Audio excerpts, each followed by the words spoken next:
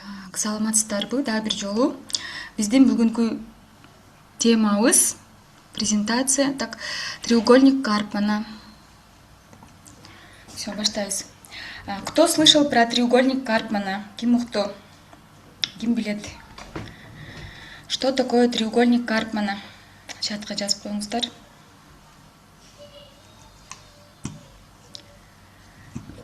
Треугольник, үчбурчтук. Треугольник — это у нас отношения между тремя людьми. Үч адам түзүп алат бул жердечи үчбурчтукту. Бул жерде ролдор бар. Спасатель, куткаруучу, преследователь, куугунтуучу, тот, кто преследует, агрессор, и жертва, жабырлануучу. Ролдорду азыр түшүндүрүп берем. Жертва, жертваны жакшы түшүнөбүз. Жабырлануучу. Жертва чувствует себя беспомощной, обиженной, думает, со мной всегда так поступает, я ничего не могу изменить. Постоянно жалуется, да, жертва, ищет спасителя или обвиняет преследователя. Что нам нужно понимать? Бул жерде мындай, да? Если кто-то на кого-то нападает, мисалы үчүн бирөөнү капа кылып атат, как-то нехорошо относится, это не треугольник. Бул жерде эки эле адам иштеп жатат. А эгерде ушул эки адамдын ортосуна биз куткаруучуну чакырып алсак, вот, помоги мне дегенде, ошондо үч бурчтук башталат бул жердечи. Мисалы үчүн, күйөөсү аялын кемсинтип атат, или там урушуп атат, бир нерсе кылып атат. Анан ошол жерде, когда жертва, да, мисалы үчүн, күйөөсү преследователь болуп атат, аялы жертва болуп атат. Анын апасына чалып туруп, мисалы үчүн, бир куткаруучуну треугольникке чакырып атат, үч бурчтукка. Ошондо треугольник создается. Жертва эмне кылат? Я не могу сама решить эту ситуацию, и приглашает спасителя. Спаситель бул жерде спасатель, үчүнчү адам келгенде треугольник начинается. Треугольник бул оюн, игра, психологическая игра. Так, можно, пожалуйста, микрофоны выключить? Чынарайым, пожалуйста, микрофонду өчүрүп койсоңуз. Рахмат. И начинается треугольник бул жерде. Что делает преследователь здесь? Роль преследователя: критикует, обвиняет, контролирует. Какую-то агрессию делает преследователь. Считает, что другие должны измениться. Так, у кого еще включен микрофон? Пожалуйста, өчүрүп коюңуздар. Может быть агрессивным или пассивно-агрессивным. И спасатель, куткаручу. Без спасателя треугольник невозможен, на самом деле. Спасатель постоянно помогает. Куткарат, спасает, даже когда его не просили. Жардам сурабаса деле келип куткарат. Ошондуктан треугольник создается. Давайте приведем примеры, чтобы было понятно. Мен бүгүнкү күндө көп мисалдарды алып келем, чтобы треугольник Карпмана нам стал понятен. Мисал үчүн, блогер выложил пост. Мисал үчүн, мен дейле бир пост чыгардым, бир видео чыгардым, рилс. Анан мага бир хейтер келип комментарий жазып атат. Бир хейтерский комментарий жазып атат. Мисалы үчүн, мен өзүм жөнүндө рилс чыгардым. Анан хейтер келип мага Аида, там, сенин бул жериң мындай экен, тигиндей экен деп минусумду мага көргөзүп атат. Ошондо эки катышуучу болуп атат. Хейтер жана мен. Бул үч бурчтук эмес. Экөөбүз мы можем разобраться, да? Анан бул жерде бир спасатель келип атат, куткаруучу. Ким куткаруучу болуп атат бул жерде? Мисалы үчүн, менин бир лояльный подписчигим, катталуучум, мени жакшы көргөн, сүйгөн адамым или еще кто-то, да? Или просто какой-то спаситель келип туруп, а сен өзүңдү билип алчы деп хейтерге жасат, мисалы үчүн. Или нет, Аида андай эмес, Аида жаман эмес, жакшы деп, мисалы үчүн, мени куткарып атат. Все, треугольник создался. Бул жерде треугольник появился. Анан спасатель, что делает спасатель в этом треугольнике? Ал мени куткарып атып, он хочет получить мою любовь. То есть спасатель самоутверждается за счет своей помощи. Ал өзү адамдарга жардам берип атып, өзүн жакшы сезет. Көрдүңүздөрбү?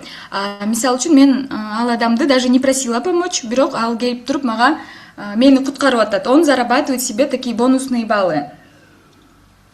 Многие из нас, мы так делаем, да?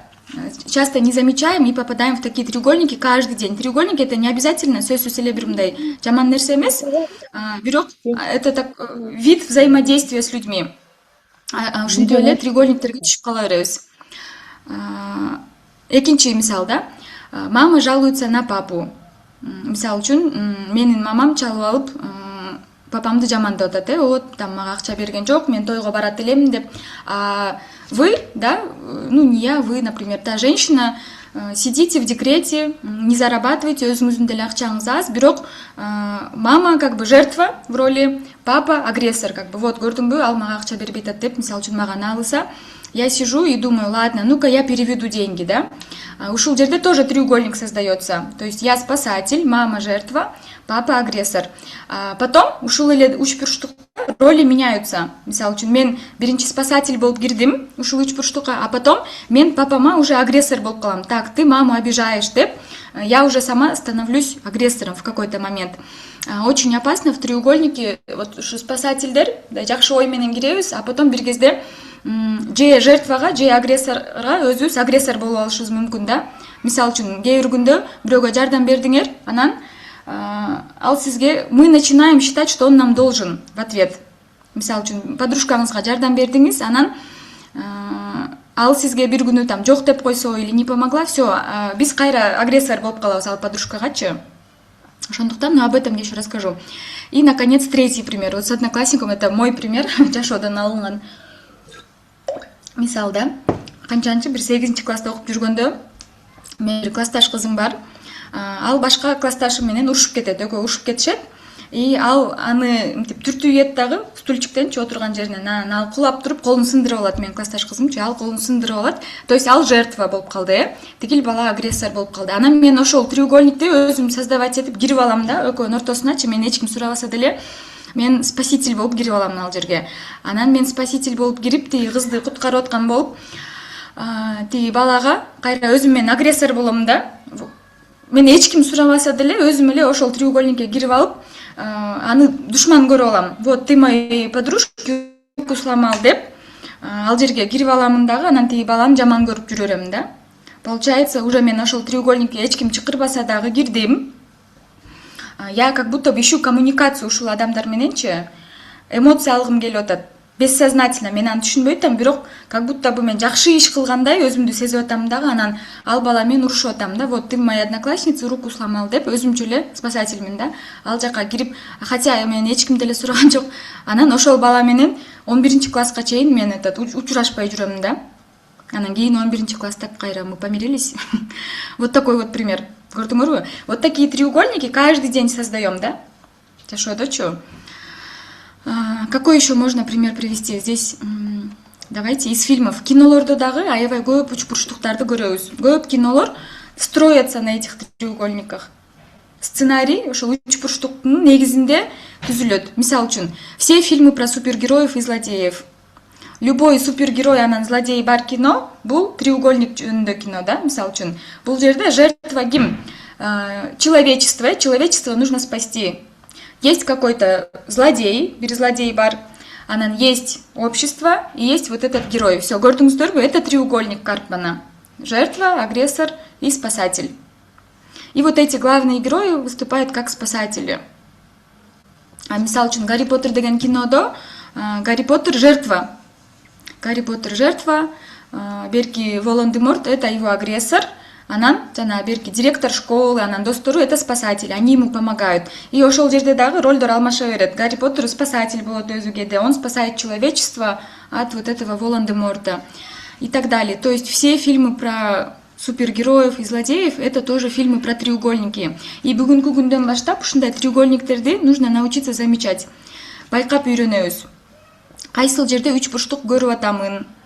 Мисалы үчүн элементарно деле сиздин подружкаңыз келип туруп эле сизге айтып атат да, мына менин жигитим мондай кылып атат, мени игнор кылып атат же болбосо урушуп кеттик деп келдиби, она вас приглашает в треугольник. Вот көрдүңүздөрбү, экөөнүн ортосунда болгон мамилени сизге айтып берип атып, сизди спасатель кылып коет да, өзүн жертва кылып алат. Мына көрдүңбү, эмне кылам, совет берчи деп сурайт да. Анан биз эмне кылабыз? Спасатель болуп ошол треугольникке кирип алабыз. Вот он такой козел, ага, тебе надо его бросить, тебе надо его заблокировать деп акыл үйрөтөбүз, Считаем себя такими умными. Тебе надо его заблокировать, давай өчүр, ага чалба, мындай тигиндей деп. подружкабызды жертва кылабыз, анын жигитин агрессор кылабыз. Көрдүңүздөрбү, бул дагы үч бурчтук. Но проблема в том, что эмне үчүн ушундай үч бурчтуктардан чыгыш керек, эмне үчүн мен бүгүнкү эфирде айтып атамын. Бул жерде спасатель, көбүбүз ойлойбуз да, мен ошо куткаруучу болуп треугольникке кирип атамын, мне будут все благодарны. Бирок на самом деле спасателю никто не будет благодарен. И он останется ни с чем. Этот треугольник, он разрушительный, да, для многих участников. Потому что в треугольнике никто не развивается. Эчким өнүкпөйт. Жертва бойдон кала берет, агрессор болуп кала берет, а спасатель тоже не развивается. Ал мисалы үчүн ал жерге кирет для своей выгоды. Вот азыр мен бир нерсени айтам. Спасатель в треугольник заходит для своей выгоды. Биз ойлойбуз да, мен мына подружкама жардам бергени кирип атам деп, өзүбүздү благородный сезип кирип атабыз. Бирок чынында под этим мы хотим тоже взамен что-то получить от этой подружки. Эртеңки күндө от нее мы тоже хотим благодарность, любовь, тепло получить. Көрдүңүздөрбү? И ушинтип биз ага жардам берип атып, биз аны агрессордон куткарып атып, аны жертва бойдон калтыра беребиз да. Мисал үчүн дагы бир мындай тоже жизненный пример. Бардык эле энелер түшүнсө керек. Мисал үчүн эки балаңыз бар, анан чоң балаңыз кичүү балаңызды уруп койду. Анан алар силерге, кичинекей балаңыз келип сизге арызданып атат: апа, там мени улуу байкем уруп койду деп. Все, треугольник начинается. Вы спасатель болуп кирип туруп чоң балаңызды барып урушасыз. То есть вы спасатель болуп заходите и уже агрессор болуп туруп чоң балаңызды жертва кылып атасыз. Көрдүңүздөрбү? Треугольникте ролдор ушинтип алмаша берет постоянно. И бул жерде кичүү балаңыз эмнени үйрөнүп атат? Все, мен жертвамын, мен өзүм ушул көйгөйдү чече албаймын. Мага сөзсүз куткаруучу керек. Мен апамды чакырышым керек. Мне нужна помощь. Я жертва деп ойлой берет. Чынында ал 20 мүнөттөн кийин эле барып улуу балаңыз менен кайра эле экөө достошуп алат дагы, а сиз балаңызды бекер эле урушуп койгон болосуз да. То есть некоторые из нас, кээ бир апалар интуитивно эмне кылабыз? Жок балам, өзүңөр барып сүйлөшкүлө, өзүңөр чечишкиле деп кээде киришпей коебуз, давайте өзүңөр сүйлөшкүлө, коммуникация кылганды үйрөнгүлө балам. Давайте айт, эмне болуп атат, өзүңөр сүйлөшкүлө деп эметип койсок, ошол жерде көрдүңүздөрбү, треугольник мы не создаем. А эгерде барып туруп эле агрессор болуп, чоңуна башына бир чаап, анан кичүүгө эметип койсок, все, вот мы спасатель болуп кирдик, жертва, роли утвердились. Кийин бала чоңоюп атып, ушундай треугольниктерди создавать эте берет. Но бул жерде дагы в крайность не нужно уходить. Мисалы үчүн, треугольники тоже нужны жашоодо. Мисалы үчүн, эгерде действительно ар кандай жашоодо учурлар болот, кому-то нужна экстренная помощь, мисалы үчүн бирөө-бирөөнү уруп атса, анда спасатель болуп кирип, чрезвычайный ситуацияда спасатель болуп кирип, экстренно бир ситуацияны чечип койсок болот. Милиция келип, кийлигишет, көчөдө кетип бараткан, мисалы үчүн чоң бала кичинекей баланы уруп атат, же эркек киши аял кишини уруп атканда барып куткарып эметип койсок, это экологичный треугольник, это нормально. Бул жерде дагы, все, мен спасатель болуп кирбейм деп туруп албаш керек, да, это крайность. В таких ситуациях, да, но в повседневных, мындай күнүмдүк, обычный жашоодо кирип куткара бербешибиз керек да, себеби бул улана берет да. Это будет постоянно продолжаться. Поэтому давайте, исключениялар бар жашоодо, да, кардинальный ситуацияларды, все, мен спасатель болбоймун деп ошибки эметип кетип калбайбыз, Вот такие примеры. Дальше дагы примерлер бар. Бул эми очевидный примерлер. Эң мындай на поверхности түшүнүктүү примерлер — это фильмы про злодеев. Треугольник, да, увидели роли. Дальше еще примеры. Форест Гамп деген кинону ким көргөн? Форест Гампта тоже, да. Форест Гамп постоянно жанагы берки подружкасын, девушкасын куткара берчү. Ал улам өзүнө бир негодяй бала таап алат, ыйлап келет, анан бул спасатель болуп тигини уруп, ушинтип постоянно треугольник был, постоянно спасал. Титаникте, давайте подумаем, Титаникте ким жертва, ким спасатель, ким агрессор? Титаникте кимде кандай роль болчу? Эстейбиз. Титаникте Роза жертва болот, Роза жертва болот. А ким агрессор? Силердин оюңар боюнча. Ким агрессор, ким куткаруучу?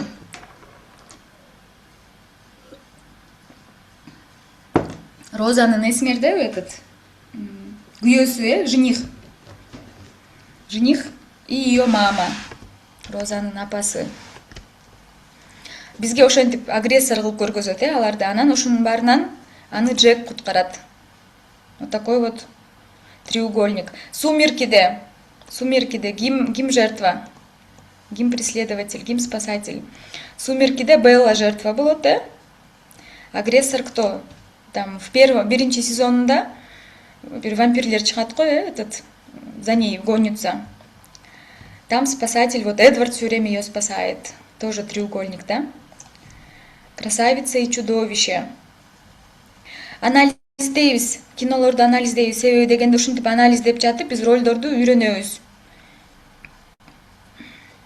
Аватарда тоже, да, вся новая планета эмне болот, жертва болот, И вот эти агрессоры, это наша планета, на них напали. Анан жанагы главный герой барып ошол жерде спасатель болуп, тиги планетаны куткарат, В поисках Немо тоже. Немо деген мультикти көргөнбүз, кичинекей кезибизде. Немо рыбка, адамдар кармап кетишет го. Кармап кеткенде атасы спасатель болуп барып баласын куткарып калат. Шректе биринчи сезонунда Фиона. Фиона это жертва. Агрессор биринчи сезондо ким болот? Биринчи сезондо жанагы Лорд Фаркуат, И Шрек барып спасатель болот. Көп эле байкасаңыздар, көп эле кинолордо биринчи сезонунда мисалы үчүн бир злодей болот, анан аны жеңдик, анан экинчи сезон жок, Анан экинчи сезон башталса эле бизге жаңы злодей керек. Себеби дегенде треугольник уланыш керек. Бир злодейди жеңдик, дальше кино снимать неинтересно, кызыксыз. Биз треугольниктерди жакшы көрөбүз. Ошондо мындай деятельность кетет, эмоция алабыз, Бирөө-бирөөгө каршы болуп туруш керек, карама каршы. Ошондуктан экинчи сезондо жаңы злодей келет, анан все, жаңы мурунку спасатель келет, мурунку жертва, анан кайрадан улана берет. А эгерде злодейлер жок калса, анда кинолор дагы тартылбайт болчу. Ошондуктан жаңы сезондо ар дайым жаңы злодей пайда болот, Золушка жертва болот. Анын агрессору ким, преследователи? Мачеха и эжелери. Өгөй энеси жана эжелери Золушканы куугунтушат, Анан спасательницасы ким? Добрая крестная фея, да? Спасает Золушку. Тоже треугольник, көрдүңүздөрбү? Это тоже треугольник. Так, смена ролей. Вот, мисалы үчүн, пример с подругой и парнем. Подружкаңыз келди сизге, подружкаңыз жертва, анын жигити агрессор, мисалы үчүн, кандай проблема болду? Ал ага там көңүл бурбай атат, гүл бербей атат, или там кол көтөрдү, бир нерсе. Келип сизге айтып берип атат, сиз куткаруучу болуп треугольникке кирип алдыңыз. Андан кийин бир жолу куткарасыз, потом что вакыт өтөт, вакыт өткөндөн кийин уже подружкаңыз кайра эле жигитин кечирет, экөө кайра достошуп алат, анан сиз подружкаңызга жиниңиз келет, туурабы? Сен там мен айтканды кылбай атасың, мен сага айтпадым беле, аны заблокируй. Анан өзүңүз уже агрессор болуп аласыз подружкаңызгачы, сен эмнеге ага чалып атасың, сен эмнеге ага жооп берип атасың деп өзүбүз агрессор болуп калабыз, көрдүңүздөрбү?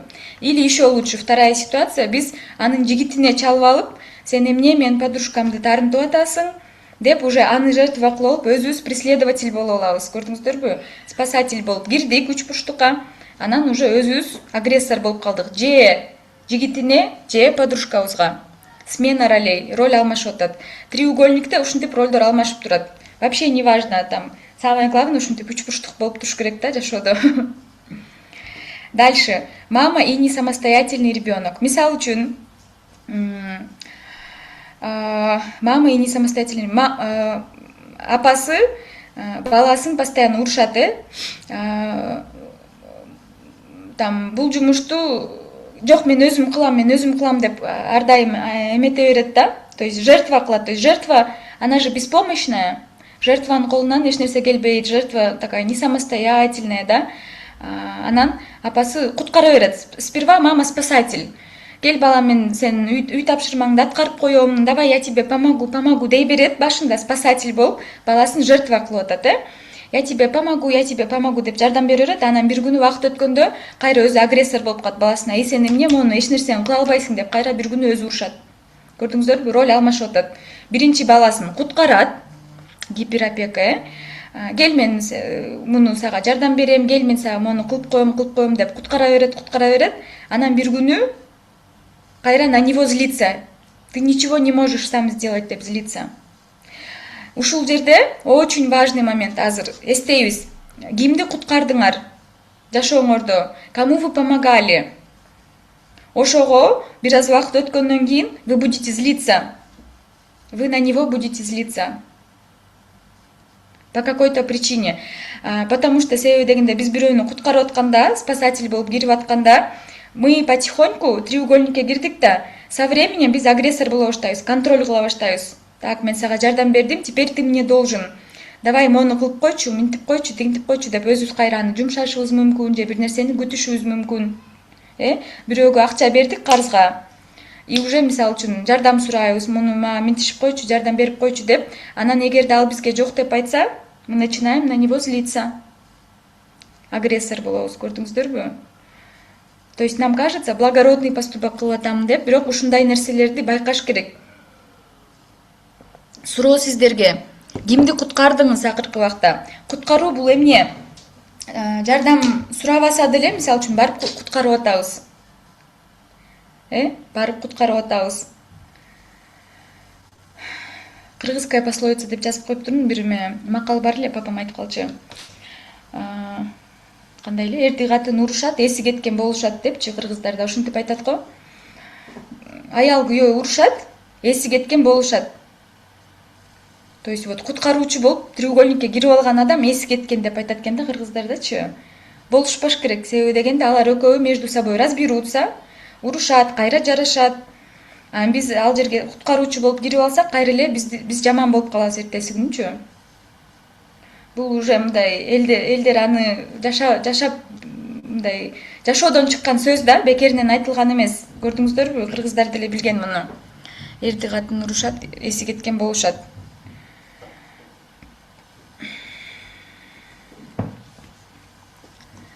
Так. Эмне себептен биз ушундай үч бурчтуктарга кирип алабыз? Как вы думаете? Эмне себептен ушундай үч бурчтуктарга кирип алабыз? Это психологический голод. Вот азыр дагы тереңирээк кетебиз, дагы терең маалыматтарды берем. Баарыбызда потребность бар. Башка адамдан внимание алуу, көңүл алуу, эмоция алуу. Анан көп эле учурда биз ошол эмоцияны, вниманияны түздөн түз ала албайбыз. Мисалы үчүн кээде биз мисалы үчүн мындай эле пример айтайын. Хочу получить любовь от мужа. Күйөөмдүн көңүлүн, сүйүүсүн алгым келип атат. Бирок мен күндө андан сурай албайм да, сен мени жакшы көрөсүң, айтып койчу, мен жакшы көрөм деп айтып койчу деп сурай албайбыз. Ошондо я начинаю создавать треугольник. Мисалы үчүн мен аны кызгандырам, Мисалы үчүн, ой, тиги кошуна бүгүн мага комплимент жасады деп аны как кошуп коем дагы треугольник, Анан ал кызганып атканда, бул мени акасы жакшы көрөт экен деген вниманияны алып калам да, көрдүңүздөрбү? То есть мен түздөн түз өзүмдүн мисалы үчүн хочу получить любовь, внимание, бирок ошону түз сурай албай, мен бир манипуляция кылып ийдимин да, өзүм да түшүнбөй калдым эмне үчүн кылганымды. И ушундай нерселерди нужно осознавать и понимать. Ошондой эле кичинекей кезибизде жаш бала, мисалы үчүн ал дагы апасынын сүйүүсүн, мээримин алгысы келет. Анан мисалы үчүн ал түздөн түз барып сураса, апасы балким бош эмес, же иштеп атат, анан кое турчу, мен бош эмесмин деп коет, А эгерде бала барып жыгылып түшсө, эмне болот? Апасы чуркап барып көңүл буруп баштайт, Ошондуктан бала эмне кылат? Мен мисалы үчүн ооруп калсам, же жыгылып түшсөм, же бир проблема создавать этсем, же беш алсам, же бир нерсе, бир ситуация түзсөм, ошондо мен апамдын вниманиясын ала алат экенмин дейт да. И биз ошону чоңоюп атып үйрөнүп алабыз. И бала мындан ары мынтип түз айтпайт, апа мага сенин сүйүүң же вниманияң жетпей жатат, мага берчи ошону деп түз айтпайт дагы, анан барып ушундай бир көйгөйлөрдү түзө берет. Көрдүңүздөрбү? Дагы кандай көйгөйлөр түзөбүз? Мисалы үчүн даже керек болсо кээ бир кичинекей балдар атайын барып тентек кылышат. Себеби тентек кылса, апасы барып туруп урушат, туурабы? Апасы барып туруп урушат, бирок урушуп атканда деле лучше негативное внимание дейт, чем отсутствие внимания. Внимание жок болсо, бул сүйүү жок дегендей эле бала үчүн ошого барабар да. А эгерде урушуп атса дагы, о мага көңүл буруп атат деп ойлошу мүмкүн кичинекей балдарчы. Ошондуктан эгерде сиздин балдарыңыз көп тентек кылса, демек ага внимание жетишпей жатат. И ошону ал түздөн түз сизге айта албай атат. Сиздерде контакт жок балаңыз менен. Вы не показали своему ребенку, что он может говорить о своих чувствах, говорить, что мне не хватает любви. Балким ал бала өзү да түшүнбөй атат. И мисалы үчүн эмне себептен кичинекей балдар бирдеме урдашат, прогуливают школу, начинают бирдемелерди баштап, зачастую от отсутствия внимания. Бирок бул нерсени сурасаң, жок, мен внимание алыш үчүн кылдым деп жооп бербейт. Себеби ал өзү дагы түшүнбөй атат. Это неосознанный процесс. Бул эч ким мынтип атайын кылбайт да. Мен азыр мону кылсам, анан мындай болот деп атайын пландаштырып жасабайбыз биз бул манипуляциялардычы. Это происходит автоматически. Муну подсознание өзү жасап жиберет да. Себеби кичинекей кезибизде биз ушинтип үйрөнүп алганбыз дагы, и автоматически бул программа, сценарийлер уланып кете берет. Биз тааныш эмоцияларды алганга зарбыз. Мисалы үчүн кичинекей кезимде мени постоянно уруша берсе, мен чоңойгондо деле бирөө мени урушуп турганга муктаж боломун. Для меня это знакомая эмоция. А эгерде мага мындай равнодушный, эч кандай эмоция жок болсо, мен өзүмдү эмоциональный голод сеземин. Мисалы үчүн курсагыбыз ачсак, тамак издейбиз го, ушундай эле биз ошол тааныш эмоцияны издеп баштайбыз. Анан подсознательно биз ушундай ситуациялар создавать этебиз. Эмне үчүн кээ бир адамдар от психологического голода, мисалы үчүн жанагы соседский чаттар бар го, кошуналардын чаттарычы, ошол жерде уруша беришет го бири-бири менен. Им тоже не хватает эмоций, эмоция жетишпегендиктен болот. А мисалы үчүн жашоосу жаркын адамдар, у них там работы много, тааныштары көп, семья полноценная, алар монтип отуруп алып соседский чаттар менен урушпайт да, жазышпайт кечке. Ким там кто шумит, бирдеме сирдеме деп мындай разборкалар боло берет го кечкечи, не по факту, не по делу. Или там эмелердин ата-энелердин чатына кирсең, ал жерде ошондой болуп аткан. Люди сами не понимают, они хотят эмоцию получить башка адамдарданчы. Бирөө менен урушуп кетсең дагы какой-то эмоция алып атасың. Мисалы үчүн бирөө менен урушуп атса чатта, сен жөнүндө эч кандай ал жерде сөз болгон жок, алар өздөрү урушуп атышат. А мен ага кирип алып туруп, бирөөгө болушуп, вот спасатель болуп, треугольник кылып кирип алып атам. Себеби мен азыр эки жерден эмоция аламын. Мен спасатель болуп жертвага жардам берем, ал мени жакшы көрөт, бонус, көрдүңөрбү? Плюс эмоция алдым. А агрессор мени жаман көрөт, минус эмоция алдым. Сразу эки эмоция алып атам, көрдүңөрбү? Куткаруучу болуп киргенде. Ошондуктан вот здесь вы уже должны понимать, ловить себя на мысли. Мен азыр бирөөлөрдүн урушуна кирип атып, что я хочу получить? Кайсы эмоцияны жапкым келип атат? Эмне потребность менде? Өзүңөргө суроо бериңиздер да. Мени бирөө чакырдыбы? Менден бирөө жардам сурадыбы? Вот даже мен ушундай кылчумун, көчөдөн кетип баратып, если кто-то хотел, мисалы үчүн, как будто бы жардам издегенсип турган болсо, жардам бергим келе берчи адамдаргачы. Просто эле жардам бергим келе берчи. Мен ойлочумун, просто я так воспитана деп. Бирок это был эмоциональный голод. Эмоция жетишпейт. Анан мисалы үчүн бирөө даже элементарный акчасын майдалагысы келип турат да, 1000 сом менен, анан майдалагысы келип атат. Менде жок болсо деле мен жардам бергим келе берчи да. Келиңиз азыр будан сурай калабыз, минтебиз, тигинтебиз деп активист боло берчүмүн да. Оказывается, эмоций не хватает. Көрдүңүздөрбү? И ушинтип биз бирөөгө жардам берип атып, хотим получить благодарность, хотим получить любовь. Ким өзүн тааныды, давайте өзүңүздөргө честно себе сейчас признавайтесь. Ооба, менде ушундай болуп атат. Оказывается, мен дагы ушинтип эмоция издейт экенмин. Мен ушул эмоцияны дагы кантип алсам болот? Кимден сурасам болот? Кантип өзүмө өзүм берсем болот?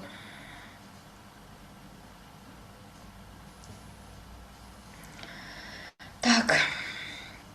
Вот еще. Негативное внимание лучше, чем отсутствие внимания. Азыр дагы бир мисал алып келем. Мамам отурат эфирде. Ну ладно.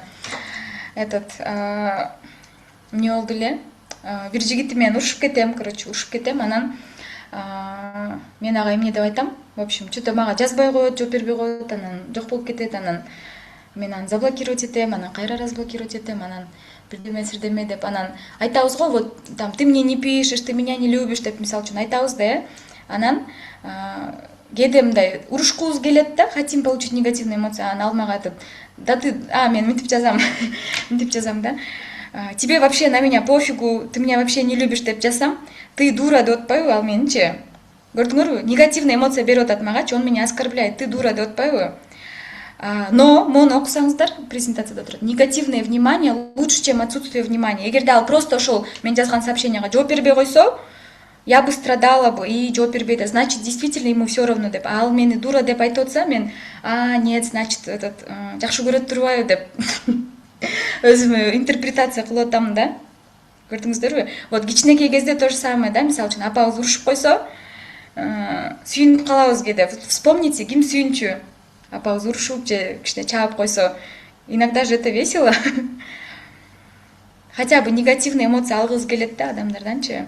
Анан ошентип, да ты дура деп койсо, ну дура в смысле этот, андай эмес деп көрсөтүп атат да, андай эмес, эмнеге антип ойлонуп атасың, ты что, вообще больная что ли деп жазып атат, а мен деп ошол дура деген сөзүнө сүйүнүп атам да. Но это давно было. Это давно было. Вот. Если я не могу получать что-то прямой просьбой, я начинаю искать обходные пути. Мисалы үчүн мен мактоо уккум келип атат, бирок мен барып туруп эле мени мактап койгулачы деп айта албайм да туурабы? А эгерде мен бир жакшы нерсе кылып койсом, бирөөгө, бирөөнү куткарып ийсем, бирөөгө жардам берип ийсем, мени бирөө мактайт да.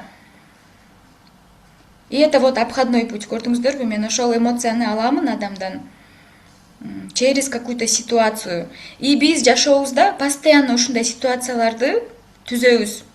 Көптөр терапияга келгенде айтышат, мен моундай ситуациядан страдаю, моундай ситуация мени кайнене жаман көрүп атат, мени бул жаман көрүп атат, андамдай. Бирок жашоодо ошол ситуацияны адамдар өздөрү чакырып алат, өздөрү создают эту ситуацию. Они сами хотят получать эти эмоции и создают такие ситуации. И без мы, психологи, иштеп атканда терең карайбыз да. Вот это, бул айтып келген проблема, это не проблема, это просто причина, да? А в чем проблема? Проблема, ему не хватает любви, мисалы үчүн, или заниженная самооценка, или психологический голод, отсутствие опоры. Ошентип терең карап туруп, издеп, ищем, вот копаем глубже, көрдүңүздөрбү? Что на самом деле хочет? Бул ситуация ага эмне менен жардам берип атат. Да, бир мисал келтиргим келип турат, чтобы вот эту разобрать. Например, да, элементарно, сейчас в чате что-то, чат прочитаю. Да, есть такое, дейт. Мисал үчүн, кээ бир адамдарга тоже внимание жетпейт, алар эмне кылат? Жандай, парковка, стоянкалар бар го? Стоянкалар бар, анан ошол жерден даже элементарно мындай можно себя поймать на вот этом машиналар. Вот мисалы үчүн парковкага келдиңиз, анан машиналар турат, анан бир бош орун бар, бирок алысыраак. Анан ошол жерге койсоң болот машинаңды. Либо бирөөнүн машинасын жаап коесуң да, анан номер телефона оставляешь. Анан кетип каласың. Анан ошол адам чыккысы келгенде сага чалат, анан сен машинаңды жылдырып туруп, анан алып чыгып кетет да. И подсознательно, вот если эмоциональный голод болсо, адам ошентип коюп коет. Себеби бул жерде взаимодействие болот ошол адам менен тааныш эмес болсо дагы сүйлөшкүсү келет. Вот это бессознательный момент. Ал мисалы үчүн тетигил бош жерге дагы койсо болот. Но он сам для себя решает, так, мен могул жерге коюп коеюн. Пусть ал мага келип чалсын, мен келип машинамды жылдырам, анан как бы кичине күнөөлүү болом, кечирим сурайм, анан ал келет, я почувствую себя нужным. Көрдүңүздөрбү, это эмоциональный голод. Вот эту ситуацию я себе создаю. Дальше хуже. Мындан дагы тяжелее ситуациялар болот. мисалы үчүн я какой-то неприятный бир нерсе создаю, мисалы үчүн подъездде там бир мусор таштап коем же бирдеме, анан ушуну бирөө чыгарып менен урушат, и там я тоже получаю эмоции. Көрдүңүздөрбү? Вот надо себя замечать подсознательные моменты. Мен ушуну эмнеге кылып атам, эмне себептен? Мисалы үчүн мен муну азыр мындай кылсам болот же мындай кылсам болот. Мындай кылсам точно эч ким менен урушпайм, точно эч кандай разговор болбойт. А мындай кылсам бул мени урушуп кетиши мүмкүн, же ал мага нааразы болушу мүмкүн. Бирок почему-то эмнегедир мен ушуну тандап атамын. Ушул моменттерде өзүңүздү кармап алышыңыз керек да. Я хочу эмоцию получить. Мен ушу менен урушуп кетсем, это мне выгодно. Потому что даже негативное внимание лучше, чем отсутствие внимания. И кинолордон дагы ушундай нерселерди көп байкаймын да. Силер дагы ушундай нерселерди байкай аласыңар, если байкап баштасаңыздар. Кино смотришь и понимаешь, что, например, ушул герой муну атайын эле кылды, просто өзү түшүнбөй атат. Он специально так сделал, чтобы потом поругаться с ним, чтобы еще как-то взаимодействовать. Так, хорошо. Болезнь. Балдар вот билсеңиздер керек, ооруп калышат кээде, чтобы внимание получить. Шаалость, тентек кылышат. Обида, таарыныч. Мисалы үчүн менин кызым кээде, өзүмдүн кызым кээде ортончу кызым бар да, вот улуу балама көп внимание берем, ой сен акылдуусуң, андай мындай деп көп мактайм. Кичүү кызымды кичүү болгон үчүн эркелетем, анан ортончу балдарыбыз бар го, внимание албай калат, Анан менин кызым мынтип үйрөнүп алыптыр да. Мен таарынсам көп внимание алам деп, анан ошентип таарына берет да. Ты туда много внимания дала, сюда много внимания дала деп. Мисалы үчүн ал мага мынтип келип ачык айтпайт да, апа, мне не хватает внимания, дай, пожалуйста, внимание деп айтпайт. Ал начинает ушундай ситуациялар создавать. Же туруп барып кичинекей кызды уруп коет, урушуп кетет, же оюнчукталашат, же туруп бир нерсеге таарынып, анан ошол кезде катуураак ыйлап, көбүрөөк эмоция алып, же менден уруш жеп, же мактоо жеп, анан ошентип успокаивается. Но я вот эту игру замечаю, да. И ошондой болбош үчүн мен аны мындай коммуникацияга үйрөтүшүм керек. Кызым, вот если тебе не хватает внимания, келип айт, экөөбүз бир жака чогуу барып келели, балким мен сага мындай эмоция, любовь берейин, внимание депчи. Бүгүн эле буквально биз көлдөн келип атабыз.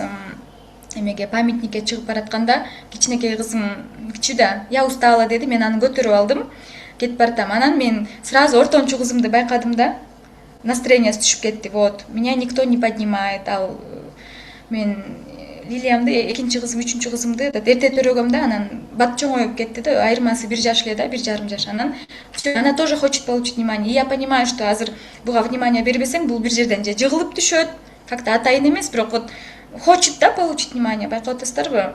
Анан сразу байкем айтып калды, кел кызыңды мен көтөрөм деп, Лилияны ала алды дагы, мен кызымды барып туруп ошондой ситуация создавать этпей эле ошол эмоцияны берип атам. Кел кызым, я тебя подниму деп. Аны да көтөрүп алдым, бир аз эркелетип койдум, көрдүңүздөрбү? То есть ребенок, у него тоже в голове мондай процесстер жүрөт да, сейчас младшая опять получила внимание, я не получила. Мне надо что-то сделать деп туруп, ал мисалы үчүн атайын эмес, ал атайын барып жыгылбайт, бирок ошентип ойлонуп баратып, денеси өзүн өзү мисалы үчүн бир ташка кулатып ийет же бирдеме кылышы мүмкүн да. Анан жыгылса сөзсүз, ой, эмне болду, бутуң ооруду деп баарыбыз внимание берип калабыз, И ушинтип адамдар бессознательно начинают себе вот такие ситуации создавать. Кийин ушул оюнду жакшы үйрөнүп алса, постоянно ушинтип ойной берсе, кийин бара уже серьезный оюндар башталат да. Ревность, измены, треугольники, любовники, вот такое, да, начинается. Ошондуктан надо такие вещи замечать. Так, поэтому бүгүнкү күндө, бүгүнкү эфирде давайте перед собой будем честными и өзүңүздү уже бир-эки ситуациядан кармаңыздар. Мына мен өткөндө ушуга жардам берип атканда я хотел получить его любовь. Өткөндө муну куткарып атканда я хотел получить благодарность. Буга могул жерде жардам берип атканда кийин мен ага нааразы болдум, я ждал от него в ответ что-то. Давайте сами себе признаемся, жазыңыздар. Можете не в чат, себе в тетради. Вот могул жерде мен треугольникке кирип алдым, мен эч ким чакырбаса дагы. Бул жерде мындай. Выключите камеру, звук, пожалуйста. Өчүрүп коюңчу өзүмдү. Мен ушул треугольниктерди когда начала изучать, өзүмдү көп жерден кармадым да, себеби вот здесь я хочу что сделать.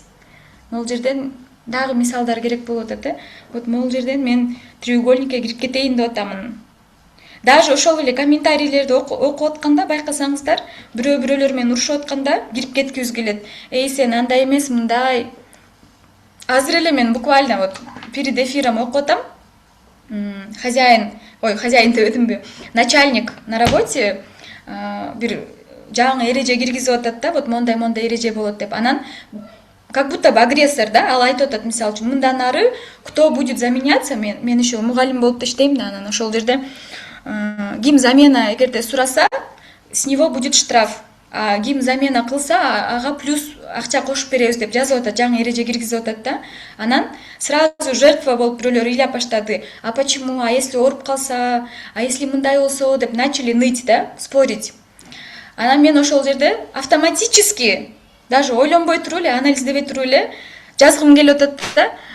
Но это же нормальное правило. Если вы работу пропускаете, штраф алган, это же нормально деп жазгым келип атат. Я себя ловлю, так, стоп. Менден ким сурап атат? Кто просит мое мнение? Никто не просит. Мен ал жерге азыр кирип, шефтин алдында покажусь хорошенькой, да, плюс бонусы свои получу, тигил менен урушамын. Автоматически, көрдүңүздөрбү, на ровном месте треугольникке кирип кетейин дедим, да, анан нет, я не хочу, пусть друг с другом разберутся. Мен ал эрежеге макулмун, унчукпай эле коеюн, эч ким сураган жок менден. На ровном месте ушинтип треугольниктерге кирип кетербиз өзүбүз делечи, эч ким сурабаса деле.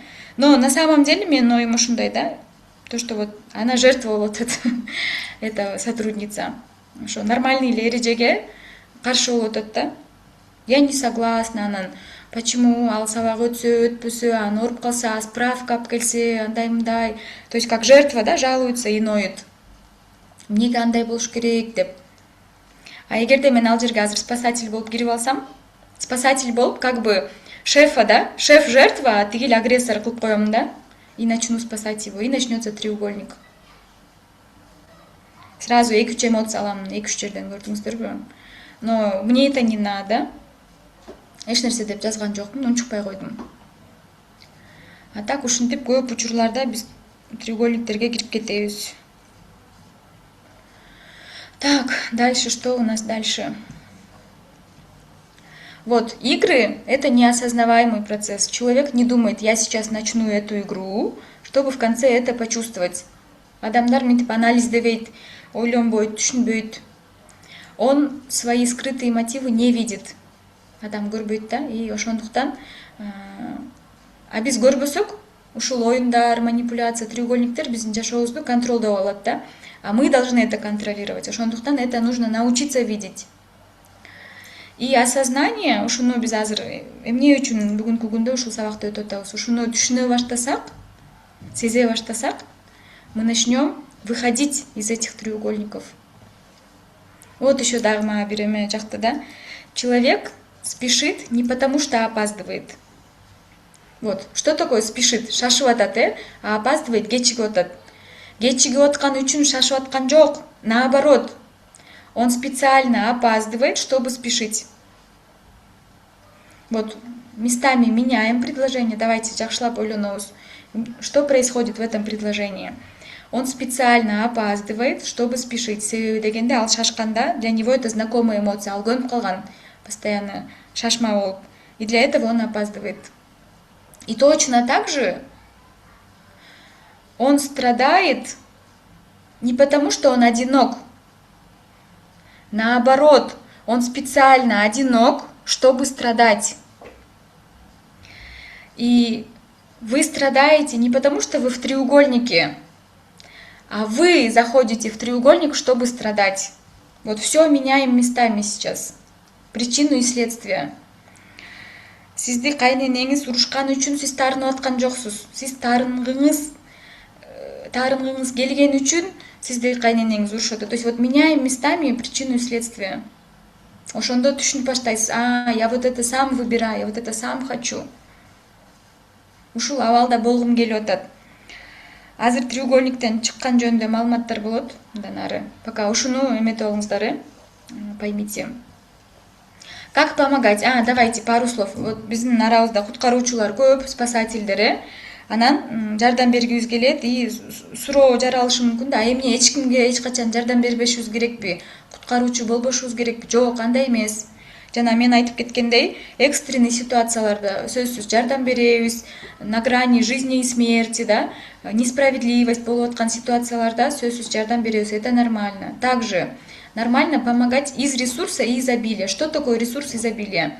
Мисалы үчүн, сиздин жашооңузда и так деле ашып ташып атат, акчаңыз көп, берекеңиз көп, бирөөгө жардам берсеңиз болот и эч нерсе күтпөйсүз взамен. Просто мындай эле от души берип койдуңуз, помогли и все. Вот так можно помогать. А мисалы үчүн сиздин өзүңүздөн деле кыйналып атасыз, балдарыңыздын кийими жок, жегенге тамагыңыз жок, анан көчөдөн бирөө или там подружкаңыз бирдеме сураса, аны куткарам деп өзүңүз жок болуп атса дагы барып дефицит себе помогаете ей. Спасатель болуп атасыз да. Так делать не надо. Вот если өзүңүздө кенен ашып ташып, анан действительно мындай от души берсеңиз, отдали и забыли, все. Ошондо треугольникке кирбейбиз. Это не спасательство, это вот просто отдали от души и все. Забыли, күтпөйбүз. Все. И эртең кайра ага барып там бир жардам сурабайбыз. Эми сурасаңар болот, конечно, но ал жок деп койсо таарынып, анан кайра жертва болуп кетпейбиз да, кайра треугольник кылып, аны ты агрессор, мен сага өткөндө жардам бердим эле. Вот жертва болуп кетесиз, көрдүңүздөрбү? Роли меняется деп айттым эле го. Бүгүнкү күндө я ей помогла бир подружкама, хотя өзүм деле кыйналып атсам, анан жардам берип, анан спасатель болдум. Эртеси күнү мен андан тоже в ответ күтөмүн, анан бир күнү ал мага жардам бербей койду, анан кайра жертва болуп алабыз. Вот я тебе в прошлый раз помогла, сен мага жардам берген жоксуң деп таарынып, кайра эле алмашып алабыз, роль. Ты теперь агрессор, мен жертва, анан барып үчүнчү подружкабызды чакырып, аны спасатель кылып алабыз. Көрдүңбү, мен тетиги подружка менин өткөндө минтсем, өткөндө минтип жардам берсем, ал мага кайра минтип жооп берди деп, кайра жаңы треугольник түзүп атабыз, көрдүңүздөрбү? Уже с третьей подружкой аны спасатель кылып алдык. Помогать хотите помочь? Сизден аны сурадыбы? Во-первых, самый первый тест это вот вас об этом просили, сурадыбы жардамды, же сураган жокпу? Же өзүңүз эле көрүп туруп эле кээ бир адамдар кантет, мисалы үчүн, ой, тетигинин үйү вообще чачылып кеттир, мен азыр аны барып үйүн жыйнап коем деген сөздөрдү укканда тоже мне так интересно, да? Айылда бир жеңе бар болчу. И тетиги келин жүдөмүш, ал это не справляется, эметпейт. Мен азыр барып анын үйүн жыйнап берем деп барып үйүн жыйнады, мисалы үчүн макул куткарды, хорошо, ладно, спаситель болду, барып анын үйүн жыйнап койду. Анан кайра эле эртеси өзү эле жамандайт да муну. Мен ага канча жардам берсем, ал мага минтип жооп берди деп кайра эле аны агрессор кылып коет, өзү жертва болот да бир күнү. Сени спасатель кылып карасам деп сага айтып берип атат еще. Келсең, смотри, тети мен абысыным, мен ага монтип жардам берсем, ал сага айтып берип атып, сени уже спасатель кылып атат да. Өзүн алып атат жертва болуп, а тиги кечээ эле спасать эткен жертвасын агрессор кылып койду. Мен ага мындай а вот хочется спросить, ал сага вообще үйүмдү жыйнап бер деп сурады беле же сураган жок беле? Же өзүң эле барып причиняешь ему добро? Ошондуктан давайте ловим себя на мысли. Мен бүгүнкү күндө кимди куткарып атамын? Кого спасаю? Мени сурадыбы ошол адам? Же сурабаса деле мен өзүм барып эле за него решаю. Тигинин балдарын эметиш керек, барып туруп эле там тамагын жасап бере калып, бирөөнүн үйүн жыйнай калып, ушундай адамдар бар да. Алар тоже с детства привыкли. Мисалы үчүн кичине тыңыраак болуп чоңойду дагы, анан кичинекей балдарга они не успевают, анан ата-энеси мактабайт, ата-энесинин толтура балдары бар, он занят, анан бир алыш үчүн эле барып туруп эле бирөөгө жардам берип, анан мен анын немесин минтип койдум деп мактанып барат дагы, анан апасы мактап коет. Анан все классно. Уж запомнил, да, это уже паттерн поведения. Мен ушундай кылсам, адамдардын сүйүүсүн алат экенмин. Оказывается, мен ушинтип өзүмдү ыраазы кылат экенмин дейт дагы. Анан чоңойгондо дагы ошентип, так, жүдөмүшүрөөк бирөөнү издейт. Могул жүдөмүшкен деп туруп барып анын үйүн жыйнап берет, же дагы бирдемесин кылып берет, бирдеме кылып туруп эле анан элдерге ошону айтып берип атып, ну как бы эми мактанып атат эмес, но ошону айтып берип атат, да, жардам берди. Бирок ошол любовь хочет получить, да? Хочет получить признание, вот. она такая хорошая, она вот всем помогает, она всех спасает. Сонун деп айтса. А эгерде карасаңыздар, что можно сделать взамен? Вот. И еще здесь вот такой важный момент, смотрите, биз аны куткарып атканда биз ойлоп атабыз да мен буга жардам берип атам деп. Но если биз ага жардам бербесек, ал жүдөйт, эч ким ага жардам бербесе, бир күнү өзү ошондон чыга баштайт. То есть биз ага жардам берип атып, мы его в жертве оставляем. Жок, сен тыңып кетпе, сен жакшы болуп кетпе, кыйын болуп кетпе, ушундай эле жүдөй бер, ты мне нужен. Я хочу тебя спасать, понимаете? А эгерде биз ага жардам бербей, если мы его оставим, мисалы үчүн бир туугандар, 5 бир тууган, бирөөсү кичине жүдөмүшүрөөк, анан постоянно ага акча жөнөтүшөт. Давайте бир туугандар, бир спасатель бар, сөз, давайте бир туугандар акча чогултуп туруп тигин баласынын операциясына чогулталы, или, ну ладно, операция эмес, тигин баласынын үйүнүн ремонтуна акча чогулта калалычы деп бир спасатель чыгат, сөзсүз. Анан тигилер ладно деп, элден чыгып кетпейин деп чогултуп анан беришет. А эгерде, если бы мы так не делали, спасатель болбогондо, могул инициаторчу, калгандар эч ким эч нерсе дебесе, ал ачка калбайт, ал адам, ему же надо жить, ал аракет кылат. А нет, мен деле аракет кылайын деп. Вот если никто ничего не будет трогать, ну, ал аракет кылып туруп өзүнүн жашоосун өзү эптеп кетет. А эгерде постоянно жардам келе берсе, ну нету мотивации у человека развиваться. И это такой вид помощи, который не очень хороший. Вы хотите спасать, бирок на самом деле вы его фиксируете в позиции жертвы. Вы его фиксируете в позиции жертвы. Своему слабому ребенку постоянно жардам бере берсеңер, внимание кыла берсеңер, ошол ойдон он кала берет. Ну не помогайте, пусть он сам справится. Еще мындай дагы момент бар да. Тоже бүгүн эстеп атам, мен балам көлдөн бир таштарды чогултуп атыптыр да, этот коллекционный, это редкий камень, бирдеме деп, анан ошону мага келип сурап атат да, жок, сураган жок. Чогултуп атат, мен ушуларды үйгө алып кетем, минтем тигинтем деп атат да. Анан надо ребенку позволять принимать собственные решения. Мисалы үчүн ал ошол таштарды 4-5 таш бар экен да, ошолор чогултуп алды, анан Бишкекке алып кетем деп атат. Она жок, алып кетпе деп айтып атабыз, мисалы үчүн я могу сказать ему: жок, оставь, они не нужны. Это мое решение, да? Это мое решение, а ребенок, ну ладно, мен чогулткан, мага баалуу таштар, оказывается, не нужны деп капа болуп калат, оставит и приедет.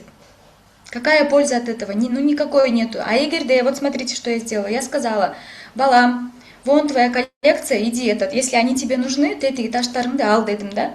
Керекпи десем, керек деди. Мен айттым: давай пакетке салып туруп, чемоданыңа салып кой дедим. Давай бар чемоданыңды чогулт өзүң. Зубной щеткаң керекпи? Ооба керек. Сал щеткаңды. Таштарың керекпи? Ооба керек дейт. Сал. Анан ал ошол таштарды, эти камни мне не нужны үйдөчү, мага керек жок, чтобы они лежали. Бирок, смотрите, мен азыр таштап кой десем, это мое решение. А эгерде вот он сейчас их принесет, алып келет, бул жака келгенде уже оюнчуктары болот, анан таштарын бир жерге коет, анан они будут ему мешать. Бир күнү бул таштар мага оказывается керек эмес деп туруп, ал өзү ыргытат. Көрдүңүздөрбү? Это всего лишь менден эч нерсе кетпейт. Ал ошол таштарды алып алса, это его путь, да? Это его коллекция. Может, мисалы үчүн, балким чын эле ыргытпайттыр. Балким чын эле полкасына коюп коет, балким ойнойт, балким ыргытат бир күнү. Это его решение. А эгерде, конечно, ал таш менен келип туруп мен машинамды чийип койсо, я ему скажу: балам, так нельзя делать деп. А эгерде он мне не мешает, ну пусть со своими камнями он сам играет. Бул жерде эмне болуп атат? Какой процесс я позволяю? Я позволяю ему принять решение выкинуть эти камни самостоятельно. Эгерде ага керек эмес болсо, ал өзү эле көрөт ошону. И многие родители что делают? Биз балдарыбыз үчүн ойлонуп коебуз наперед. Муну мындай кылба, муну мындай кыл деп туруп, готовый ответтерди бере беребиз. Муну мындай кылба, муну сатып алба, муну кийбе, муну кий, üşүйсүң, минтесиң, тигинтесиң деп все время готовые решения даем. И он не понимает. Мисалы үчүн, таштарды ыргытый десем, он бы сегодня, мен ушунча аракет кылып, издеп, жарым күн они там көлдөн минтип терип чыгып, это редкий, не редкий деп алып келип атышты да. Вот эртең эле, мисалы үчүн, 2-3 дня пройдет, он поймет, что кереги жок экенин түшүнөт да, анан ыргытып да. И это будет его решение. Алып келдим, оказывается, керек эмес. И кийинки жылы көлгө барганда, ал уже ал таштар чогултпайт, потому что он поймет: мен өткөндө ыргытып идим, керек емес екен. И это будет его опыт, его личный опыт. Я позволяю ему прожить этот опыт. Конечно, это такой долгий пример был с камнями, но давайте через эти камни тоже рассуждать, да, вот балдарузга кандай опыт позволяем, даем, да, прожить этот опыт. И то же самое, өткөндө эшикте суук болчу, кызым менен садикке бартабыз, анан мен айтып атам, кызым, давай оденешься, куртку надень деп атам, да, я не хочу дейт. Если мен аны нет, сен киесиң деп, как нас делали? Жок, кийишиң керек, все, башымды оорутпа, давай ки деп туруп кийгизип салышыбыз мүмкүн, Многие 99% ошентишет, Мен айттым, хорошо, макул дедим, кийбесең кийбе. Но я же понимаю, если азыр кийбей чыкса үшүп калат. Но это я понимаю, бул менин опытым. Бул опыт менин кызымда еще жок, бул тажрыйба. Ал аны түшүнбөй атат. И в ее голове ушул цепочка пайда болуш керек. В ее голове. Мен аны айтсам, түшүнбөйт. А если она это проживет, она поймет. Бирок, конечно, мен дагы кызымдын ооруп калышын каалабайм. И что я делаю? Я беру эту куртку с собой просто колумда, эшикке чыгабыз. Ал мондай футболкачан, эшикте шамал чыкты, үшүдү, өзү үшүдү, анан мен үшүп атам деп айтат. А мен айтам, хочешь куртку десем, да, хочу деп туруп кийип алат. Это уже ее решение, ее ошибка, ее падение, ее опыт. Емкиде мен айтам, смотри, доча, өткөндө, помнишь, холодно было, дагы суук болуп атат. Хочешь одеть десең, уже макул болот, да? А эгерде мы все время говорим, нет, ги деп, мы не объясняем, да? Мы не позволяем ребенку, кичинекей балабызга, не позволяем столкнуться с последствиями его решений. А вы позвольте ему, вот дайте ему чуть-чуть больше свободы, при этом контролируйте, чтобы все было в безопасности. Вот, темадан бираз алыстап кеттик, но я думаю, это было полезно, да? Вот так вот. Позволяем ребенку проживать какой-то опыт. Ал все равно ошол решенияга келет. И когда ошол решенияга өзү келгенде, это для него полезнее, чем ваше готовое решение.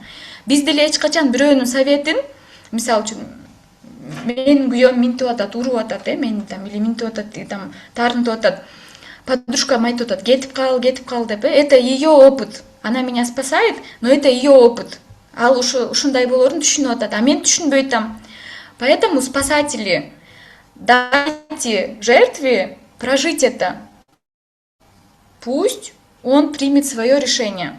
Позвольте ему с этим решением остаться. То же самое, как и к детям, из любви, да, это вот без ойлотов, да, из любви мы хотим помочь, из любви мы хотим вот эту куртку надеть, но мы навязываем свой опыт, таңулавай, вот, позвольте ему прийти к этому решению, позвольте ему прожить его жизнь самостоятельно. Мисалы үчүн, вот, подружкам келип, вот, мен жигитим андай деп наалыйт. Что я могу сделать? Я могу просто ее выслушать. Хорошо, алтыным, да, я тебя понимаю. Если тебе трудно, если ты хочешь поделиться, я рядом. Все. Если тебе нужна помощь, скажи. А нам давай мы его заблокируем, давай минтеюсь, план составим, андан деп, не навязываем свою помощь. Пусть вот она проживет свой опыт. Ей должно быть достаточно больно. Вот кызым үшүдү, она куртка кийгиси келди. Ал үшүш керек куртка кийиш үчүн. И то же самое, чтобы эта подружка ушла от своего парня, она должна настрадаться. Ал страдать этпей эле биз брось его дегендерибиз керек жок. Ар бир адам, когда настрадается, чыгат ошол проблемадан. Пусть он настрадается, пусть он будет в этой проблеме своей. Позвольте, разрешите, доверьтесь. Конечно, если там аябай бир критичная ситуация болуп баратса, надо вмешаться, вытащить, мисалы үчүн, кызыңызды бирөө күйөөсү сабап атса, это уже угроза ее жизни и здоровью, да? Барып ал жактан сууруп чыгабыз, мисалы үчүн. А эгерде вот какой-то анчалыкка барбай мындай өзүнүн ситуациясы болуп атса, ну значит, ей нужно прожить это ее опыт. Позвольте, угроза жок болсо, да, жизни, здоровью. Вот, спасатели, да, ловим себя сейчас на мысли для себя. Кимди куткарып атам, эмне себептен куткарып атам? Мен монтип куткарганда кандай последствия болот? Өзүмө, ага, буга. Смотрим на всех. Треугольник создали, выходим из треугольника. Так, хорошо, дальше. Самое интересное теперь, эң кызыктуу темага келдик, выход из треугольника. Первый шаг — это осознание, что вы в треугольнике. Все, поймайте себя на мысли: мен треугольникке кирип алыптырмын, мен жертва болдум, тиги спасательди чакырдым, налып атамын, значит, что я хочу. Мисалы үчүн, мен жертвамын, мага бирөө бирдеме кылды, да, там кто-то мне что-то сделал, начальник меня уволил, да, я пошла жаловаться, плакать, да, все, треугольник я создала. Как я могу? Мисалы үчүн, мен жертва болсом, жертва айтат да, со мной несправедливо поступают дейді. Надо мне взять ответственность, жоопкерчилик алышым керек, да? Так, уйти из этой ситуации, мисалы үчүн, уволиться с этой работы — это моя ответственность. Уйти от этого человека — это моя ответственность. Ушел ситуацияны чечүү — это моя ответственность. Анан ответственность — это не значит күнөөлүү, да? Мисалы үчүн, бирөө менин келип туруп мага бир как-то зыян келтирсе, это не значит, что мен ага күнөөлүүмүн. Жок, бирок мен ушул ситуациядан чыгууга жоопкерчиликти алышым керек, да? Күтүп, кто же меня спасет из этой ситуации дегендин ордуна, вот если вы сейчас жертва в какой-то ситуации, берите ответственность на себя, постарайтесь хотя бы маленькие шаги сделать, чтобы выйти из этой ситуации, что-то поменять, что-то сделать по-другому, сказать. Не просто жаловаться, да, сидеть, кто меня спасет, кимди чакырсам, ким мени куткарса деп күтүп отура бербей. Что я могу сделать сегодня? Дальше. Спасатели мне деп ойлойт. Спасатель ойлойт, без меня они не справятся. Вот, мен эметпесем, куткарбасам, он не сможет деп ойлойт, да? Спасателю нужно не бросаться решать проблему. Вот жана спасатель жөнүндө сүйлөштүк го. Эч жерге мынтип жулунуп куткарабыз деп эметпейбиз. Ловите себя на мысли, останавливайте. Давайте посмотрим, понаблюдаем. Если что, я рядом. И если вы преследователь в треугольнике, если вы агрессор, если из-за вас это все происходит, не обвиняйте, не нападайте. Больше говорите о себе, о своих чувствах. Мне вот это не нравится, о потребностях. Но я думаю, безде агрессорлар аз болсо керек. Хотя, почему нет? Тоже, да, возможно. Так, что тут дальше? Установите границы. Границы деген сабакты ким көрө элек болсо, посмотрите. Границы нужны. Границы нужны жертвага, спасателю, агрессору. Всем нужны границы. Вот, позвольте столкнуться с последствиями. Жана мен айткан нерсе, да, пусть человек, вот жертва, да, условная, или ребенок ваш столкнется с последствиями. Биз ушу балабыздын, кичинекей балабыздын бүт эле проблемалардан монтип коргой берсек, он вырастет не самостоятельный, немощный. Пусть он где-то столкнется сам со своими последствиями. Мисалы үчүн, сабагына кечигип баратабы, пусть бир күнү кечиксин, пусть уруш жесин, пусть двойку получит где-то. Пусть он поймет, как это плохо. Потом можно, как родители, мисалы үчүн, спросить, что произошло. Эмне үчүн ыйлап келдиң, мисалы үчүн, мен бүгүн кечиктейм, да? А биз күндө туруп алып, саат 7-де өзүбүз ойготуп, сумкасын даярдап, курсагын тойгузуп, монтип, шашып, жанталашып эметебиз, Научите его самостоятельности, пусть ставит будильник, пусть встает көзөмөлдө, просто контролдоп, алыстан карап туруңуздар. Если кечигип атабы, пусть опоздает хорошо, бир кечигет, эки кечигет. Потом өзү эле кайра, мисалы үчүн, мугалимдер аны өзүн эле урушат да. И он столкнется со своими.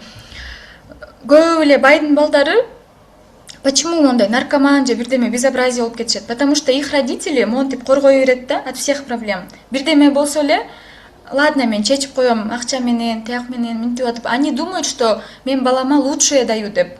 А на самом деле они своего ребенка растят вот таким вот инфантильным, беспомощным.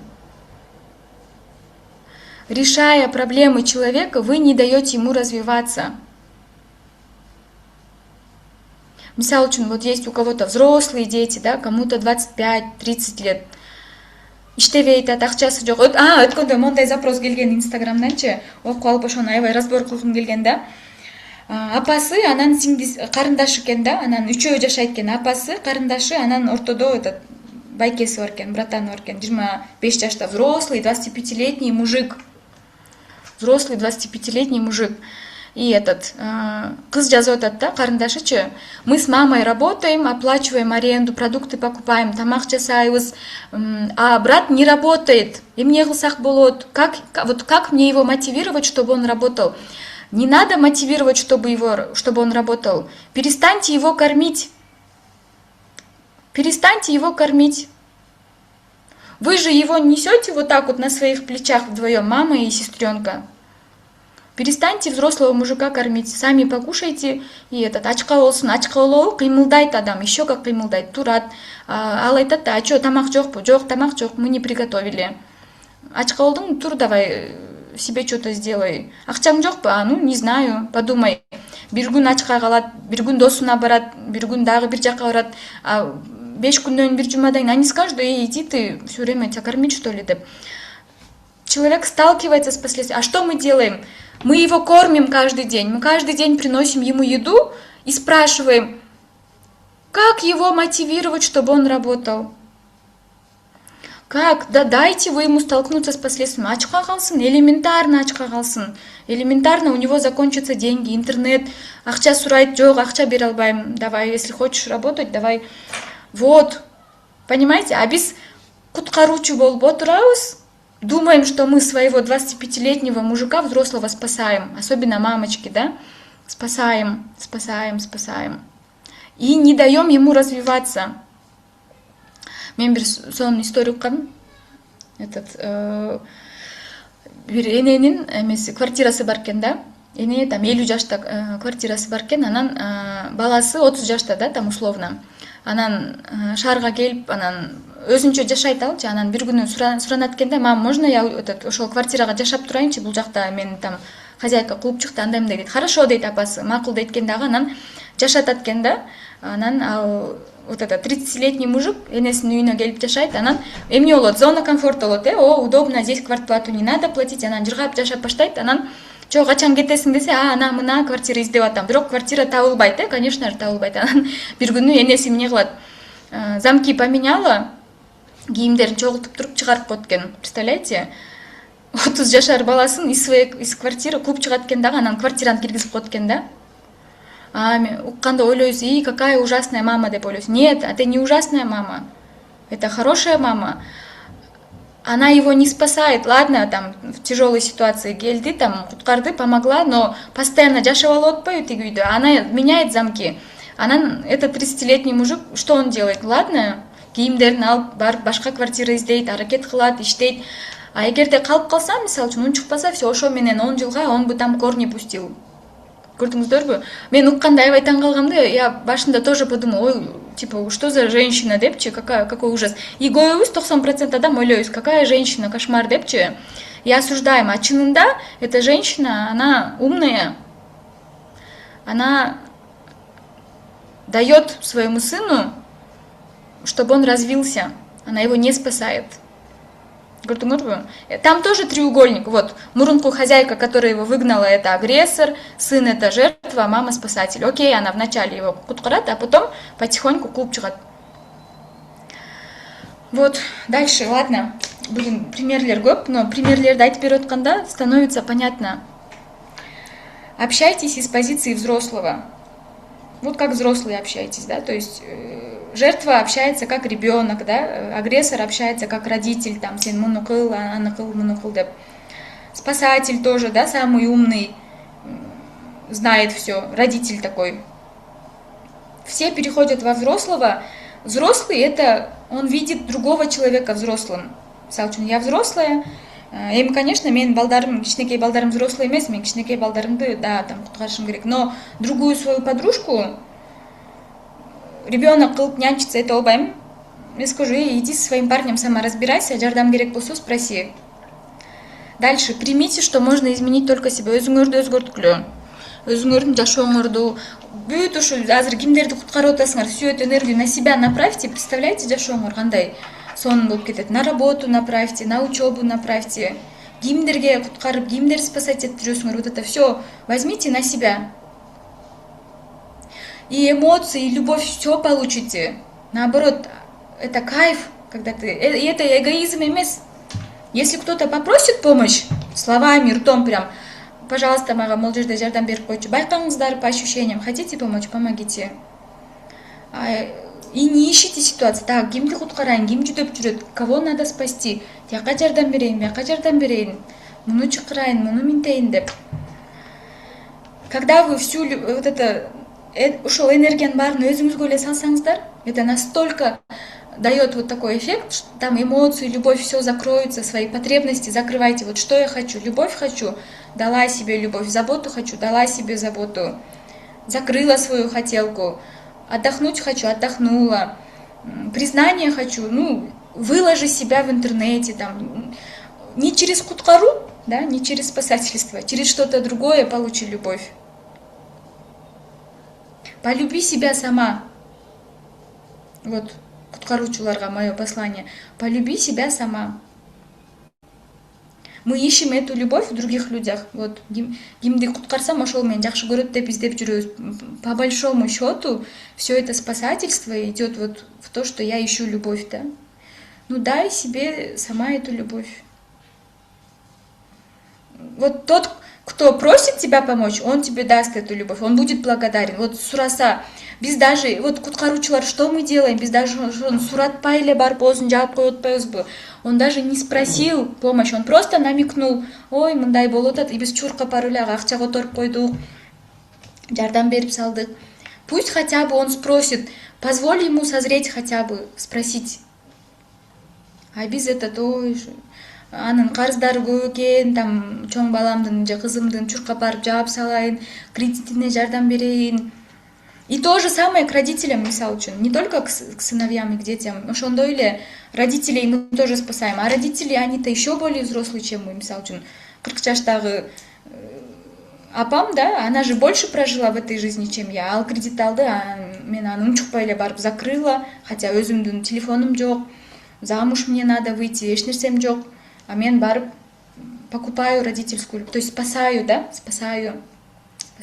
Мен бүгүн барып анын кредитин жаап койсом, она пойдет, эртең еще один кредит возьмет. И это не закончится. Это не закончится, ушинте берсеңер. Поэтому анан кайра эле силер бир күнү жертва болуп каласыңар. Я его кредиты закрываю, помогаю, ал мени минтти деп кайра эле бир күнү жертва болуп түшүп каласыңар. Поэтому не спасайте. Ой, все, так, думаю, все. Вот такой вот сегодня эфир. Давайте кичине обратную связь. Можно с микрофонами, можно в чате. Так, да, чын ошондой эле болчук дейт. Да, знаю, ошондой эле болгону бар. Так, я сегодня запись включила или не включила? Вроде включила. Алло. Давайте быстренько. 5 минут. Да, давайте. Ага. Саламатсыңар. Мен аябай кубанычтамын бүгүнкү эфирге катышып угуп атканыма. Аида Урсалиева, мен эң эле элементарно азыр силердин сабагыңардан өзүмдүн минусумду, өзүмдүн эмемди көрдүм да. Вот именно кыскараак айтайын. Биз 9 бир тууган болуп чоңойдук. Ошол 9 бир туугандын ичинде мага чындыгында внимание жетпептир. Мен оорусам, апам мени карайт, апам мага көңүл бурат, апам мага келет деген мен өзүмдү аябай көрдүм. Чындыгында мен ошону аябай каалап, именно мен оорудум и больницага жаттым да. Ошону ушунчалык кааласаң ал болот экен. Ошентип мен бир убакыт болгон, мен ооруп больницага жатып, анан баары мага көңүл буруп, баары мага келген убакыт болгон да. Мен азыр ошону ушул, окажется, тоже ал дагы мага көңүл буруу аз болгонун сездим. Бүгүнкү сабак мага жакшы сабак болду. Ойлоп атам, что башкаларга деле жакшы сабак болду деп. Сабак сонун болду, кубанычтамын. Түшүндүм, мунун баары аябай бир жак күлгүм келди. Именно ушул өзүмдүн оорусам, баары мени карайт деген аябай күлгүм келди. Бирок болгон ошол да, ошол болгон. Ошону түшүндүм азыр. Хорошо, рахмат, да. Дагы каалоочулар болсо, давайте, у нас пару минут есть. Микрофонду жандырып сүйлөсөңүздөр болот или чатка жазсаңыздар болот.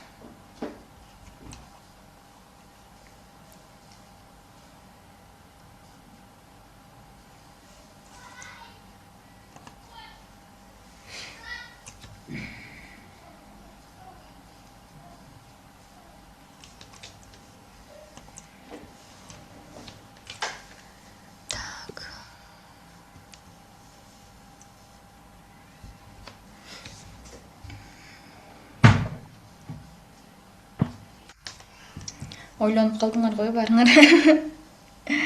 Да, эта тема очень интересная. Мен өзүмдүн көп эле мисалдарымды бүгүн айтып кеттим. Себеби дегенде я тоже была спасатель. Мен деле ушинтип, мен бирок прям деле элдерге жардам берип кыйын эметпейм, но менде деле ушундай позывтар бар да. Ой, а монтисек кандай болот, мынтсек кандай болот. И жертва болчумун көп жерде. И ужас просто. Азыр эстесем, тоже этот печально, да.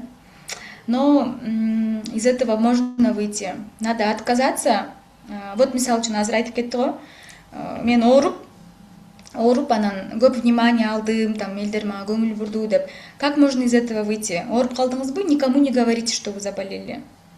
Потому что ваше подсознание ошол внимание алыш үчүн ооруп калды да. И вы показываете, что нет, мага ушундай вниманиянын кереги жок деп, вы сами себе показываете, да? И ооруп калдыңызбы, молча болейте. Да, я хочу получить внимание и любовь, ошон үчүн оорудум, түшүнүп атамын. Это вот осознание, да, и выход из треугольника. Эч кимге албайм, эч кимди жамандабайм, эч кимди күнөөлөбөйм.